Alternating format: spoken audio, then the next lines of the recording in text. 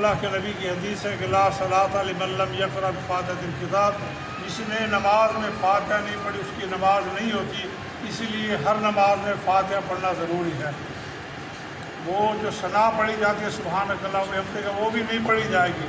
تکبیر کے بعد آپ نے صرف سورہ فاتحہ پڑھنی ہے، پہلی تکبیر کے بعد، دوسری تکبیر کے بعد درود ابراہیمی جو ہم نماز میں پڑھتے ہیں اللہم صلی علی محمد، کہ پورا درود ابراہیمی دوسری تکبیر کے بعد، اور تیسری تکبیر کے بعد میت کے لیے دعائیں ہیں، دعائیں بتلائی ہیں، 4-5 مسنون دعائیں ہیں، وہ دعائیں یاد کرنی چاہیے، جنہیں آتی ہے انہیں پڑھنی چاہیے، جنہیں نہیں آتی انہیں یاد کرنی چاہیے۔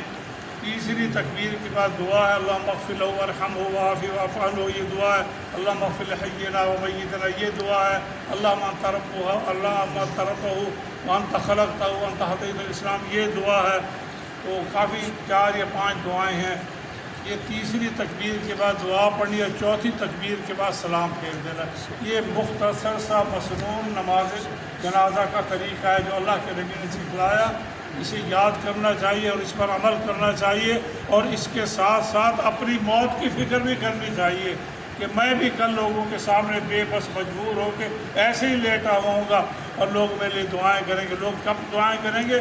جب آپ آج مرحومین کے لیے دعا کریں گے، دعا کی نیت سے گھر جائیں گے، سفارش کی نیت سے گھر سے نکلیں گے کہ میں نے اپنے مرحوم بھائی کے لیے، بیٹے کے لیے دعا کرنی ہے، تو اللہ تبارک و تعالیٰ ہمارے تمہارے جنازوں کے لیے بھی بندوبست کر دے گا۔